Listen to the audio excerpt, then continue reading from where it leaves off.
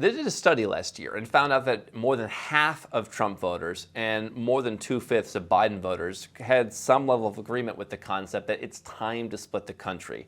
The United States has been the subject of a lot of talk about whether a civil war or even states seceding from the Union will come. And while it seems relatively far-fetched, I want to talk about this concept and how you can respond to it, whichever side of the aisle that you are on. So an interesting article from the Brookings Institute about how seriously we should take this talk of U.S. state secession. They say that one troubling sign of a deteriorating civic mood, which is undeniable in the United States, I can see it from thousands of miles away, is this shocking breadth, as they call it, for the support of secession from the United States. Widespread polarization, they call it, where people are arguing over a supposedly stolen election, vaccine mandates, mask wearing, the reality of climate change. Again, this is what they're putting out there. But they found that a poll from about 2 years ago found that nearly 40% of likely voters would support state secession if their candidate loses.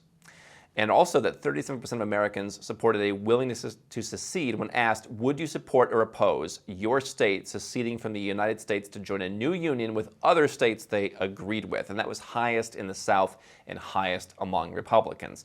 My philosophy is the fact that your candidate doesn't win isn't the reason why you should be unhappy in your country. But here's what I do know. The policies that you want enacted, whether they're social policies to the left, social policies to the right, lower taxes, more freedoms, whatever it is that you're looking for, probably exists somewhere else. And you don't have to be angry. You don't have to be supporting civil war. You don't have to be hoping for that to happen when you could simply go somewhere else where that exists. If it's your first time here, my name is Andrew Henderson. I'm the founder of Nomad Capitalist. We're a boutique consulting firm that helps 7- and 8-figure entrepreneurs and investors legally go where you're treated best. That means if you don't like what it's like where you're living right now, if you're paying too much in taxes, if you don't like the freedoms, if you're sick of Joe Biden, if you don't want Donald Trump to come back, whatever's going on in your life, you have 252 countries and territories to choose from. And you know what? Statistically speaking, there are plenty of them that rank more highly than the United States or pretty much any other country you could live in. We help people find where those are and achieve their goals financially, with their freedom, and with their lifestyle. You can learn more at nomadcapitalist.com. So, to me, if you don't like what's happening to the point where you want a civil war, you want to secede, why not just move? And so when I saw this other article in Mediaite a little more recently that said more Trump voters in red states say secession would make things better, I wanted to talk about it. And so basically what they found was that about 43% of Americans said things would be worse off, and only 18% of folks would be better off if their state were to secede and become an independent country. Now, the first thing that people don't recognize is you've seen the few independent countries that have come out in recent years. Now, no doubt they are not anywhere near the development level of the United States, even though the United States is not number one. Certainly South Sudan, not as good.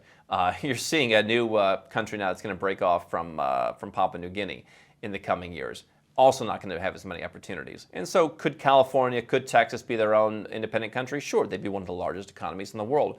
But there's so many ways in which these states are connected and intertwined with the United States. So many of the things that make the economy good, for example, is you have things like military bases. What happens to those military bases? What happens to all the jobs that comes in a place like Texas when you secede? You're not going to have that anymore. You're not going to have all the stuff coming in from the rest of the country. And so this idea that your state's going to be better off, it's not going to be as well off in many ways as it would be just to go to an existing country that may not be quite as developed, but already has everything in place, already has the low taxes, already has everything going. And so a Yahoo News correspondent broke down responses to a more granular level because, okay, only 18% of folks thought they'd be better off if their state seceded. They said red state voters who voted for Donald Trump who said they'd be 33% more likely that they'd be better off, then only 29% they'd be worse off if their state seceded from the U.S. and became an independent country, basically calling that a striking rejection of national unity. Okay, fine, you can take what you want from it. I'm not here to judge. I'm not here to judge if you support Trump. I'm not here to judge if you hate Trump. I'm here to help you go where you're treated best.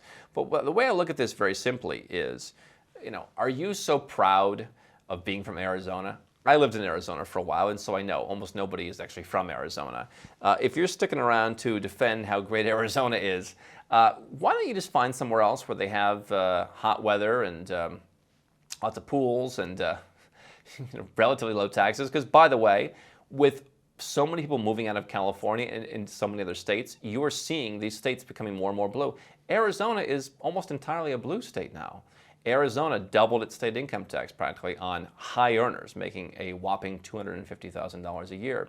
You're seeing other states do similar things. Other states will become, if not purple states, blue states. You're basically sticking around to defend states that will become less and less of the things that you like about them, either way, right? And so, for me, rather than pushing for secession, I get it. Most people who are saying this, most people who are focusing their entire efforts on who do we vote for, as if that's going to change our life. I run a business. Trump's tax cuts did not help me, right? And yet, Obama, did he hurt me that much? This idea that the entire country is based on who's in power, to me, speaks to the fact that you're unaware of the flaws, that your taxes in the U.S. are never going to be that low.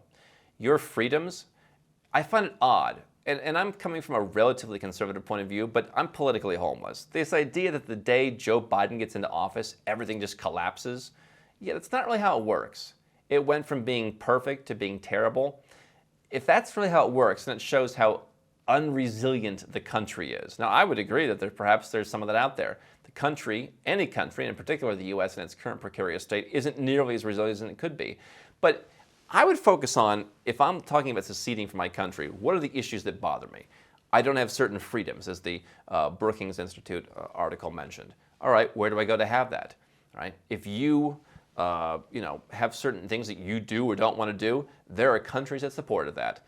The idea that there's nowhere to go is a farce. There are places that will support your personal freedoms. If you're on the left side of the aisle and you say, hey, I want more rights to do things, there are countries that offer that to you.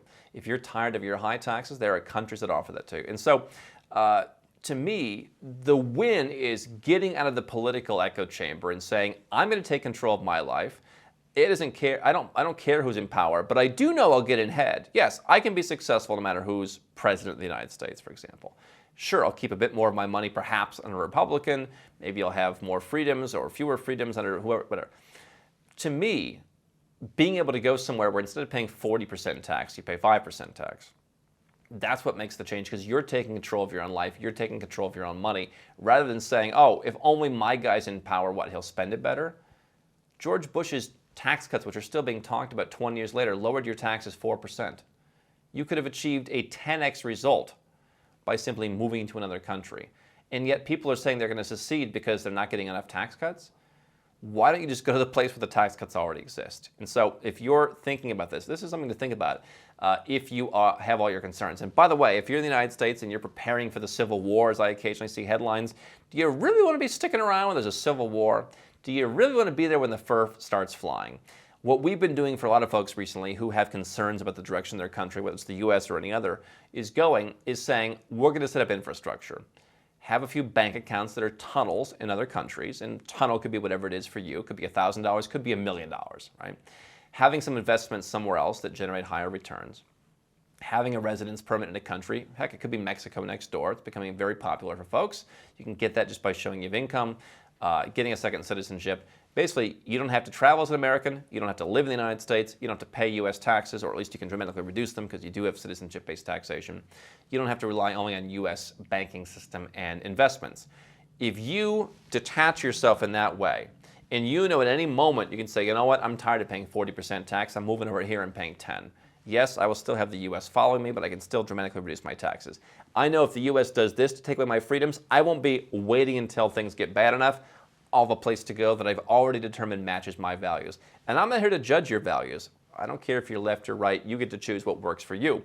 And so if you have that infrastructure set up, which is what we're doing for a lot of folks right now who have these concerns, you will be in the driver's seat. And suddenly you're not going to get so angry because some politician gets elected, as if it's necessarily going to make all the difference, as if the country is going to fix everything that you don't like about it just because one guy gets in office. Because I'm looking at all the politicians that I thought might change things back when I cared, and none of them actually did anywhere close to what I thought they would do. And I bet you feel the same. So have the infrastructure in place to where you have other countries you can go to, and suddenly you'll feel the feeling of having power taken back. Hold a dual citizenship in your hand for the first time and you'll realize you have options in a way that I can't explain to you until it actually happens. Like giving birth to that first child.